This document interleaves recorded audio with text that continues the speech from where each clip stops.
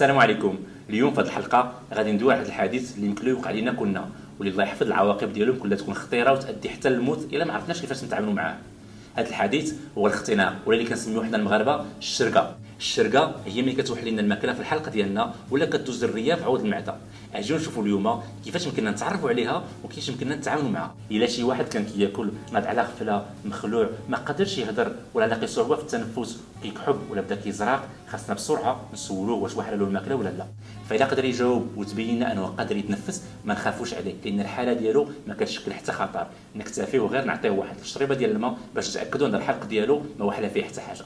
اما الا ما قدرش يجاوب وتبين لنا انه مخنوق، نقوموا بسرعه بالعمليه اللي كنسميوها 5 على 5، نعطيو 5 ديال الضربات بالكف ديالنا على الظهر ديالو بالاكتاف. والا ما تحسنش وبقى مختنق لابد نقوم بواحد المناوره كتسمى المناوره ديال هيملينغ. ودابا اجيو نشوفوا كيفاش نديروا ليها. اول حاجه نديروها هي اننا نوقفوا مورا الشخص المصاب بالاختناق ونعنقوه بلا ما نزيروا عليه، ونحطوا يدينا اللي ضعيفه مثلا اليسرى على فم الكرش ولا اللي كنعيطوا ليه حنايا فم المعده، ويدينا اللي قويه نحطوها فوق اليد اللي ضعيفه ونبداو ندفعوا للداخل والاعلى بسرعه 5 ديال المرات. واذا كانت مرا حامله ولا واحد غليظ خاصنا لابد نضغطوا على السطر ديالو عوض الكرش. واذا بقات الحاله ديال المصاب بدون تحسن كيف ما هي، نكملوا بالضرب باليد ديالنا على الظهر ديالو بين الكتاف 5 المرات، وموراها المناوره ديال هيملينغ 5 المرات. وما نتوقفوش من هذا الشيء الا اذا داك الشخص فقد الوعي ديالو. وما ننساوش ديما نتصلوا بالاسعاف قبل من هذا الشيء كله.